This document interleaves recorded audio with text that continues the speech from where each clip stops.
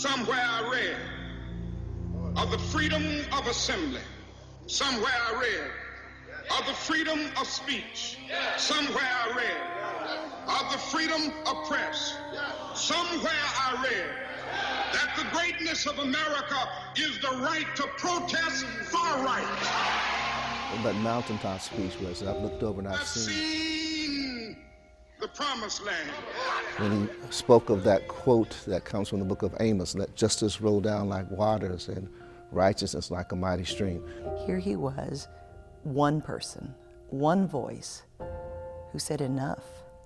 Things can be different, and I'm going to be part of that change. The United States holds itself up as the greatest country in the world, and in many ways we are, but we have so much to work on, so much to own, so much to recognize the sins of our past. One day right there in Alabama, little black boys and black girls will be able to join hands with little white boys and white girls as brothers and sisters. We focus on the word dream, but the dream is of freedom, and a freedom that is wrought through the hard work of unity. I think Dr. King's dream is multifactorial. It's not simply one speech or one occasion. It's the whole idea of looking for freedom for all of mankind, making sure that everyone is included. It's what we all want, isn't it? Don't we all want to feel like an equal? That's where our struggle has been. And although we've come a long way, we still have a long way to go. Well, we're not there. You and I know that a lot of people are judged or prejudged by the color of their skin, or the texture of their hair, or the zip code that they grew up in. It makes my heart hurt that even after all these years, that there's such baked-in racism in our country, and that there's an unwillingness on the part of so many people to acknowledge it and work to try to eradicate it. When people just shut their eyes and close their ears and just stay in this world where it's just me, myself, and I, and it's only how I see it, through my lens. The other lens doesn't exist. When I see that in individuals, that causes pain. The more we stay focused on what's best for me, or the not in my backyard mentality, the more we isolate ourselves. I have a dream. My poor little children. One day live in a nation that they will not be judged by the color of their skin, but the content of their character. We're a mix of all different kinds of people from all different traditions and all different political persuasions. And I mean, I think San Antonio is a really special city and a wonderful place to be, but it's not a perfect place, and we have a lot of work to do. I think our biggest challenge is fear. Fear of unknown, fear of different cultures, different faith, fear of being judged. Another big barrier we have is voting.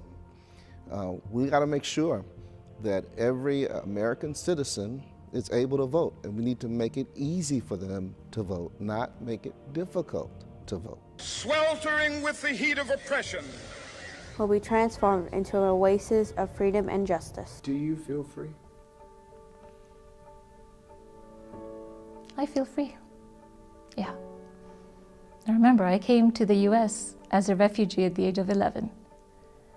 So for me to be here and tell you that I feel free, that's big. I think we have to work toward loving one another, as simple and as complicated as that may be. Whether you're judged, mocked, laughed at, doesn't matter. You have to do your part. That regardless of whatever the barriers, and whether they're economic or social or religious or race, whatever the barriers, we are better together. I'm always really drawn to that idea of beloved community and the teachings that really emphasize the universalism of the human condition. Sons of former slaves and the sons of former slave owners. We'll be able to sit down together at the table of brotherhood. How do we get there? It takes work. It takes effort of recognizing that we're all better off together. We've got to learn how to get past hatred, prejudice, and begin to love. When we look at the core of what our faiths teach, I think what God wants from us, I do think it can be an inspiration to let go of our insecurities and our preconceived notions of other people and try to honor the holiness that is in every person. The hearts of man have not changed. We have not had that fundamental intrinsic change so that we're able to respect one another. It's not always easy, but if it was easy, then it wouldn't be worthwhile or holy. And I feel that it is also our responsibility, yours and mine and everyone that's watching this, to make sure that we make that dream come true. We owe him that. We owe our children that. We owe ourselves that.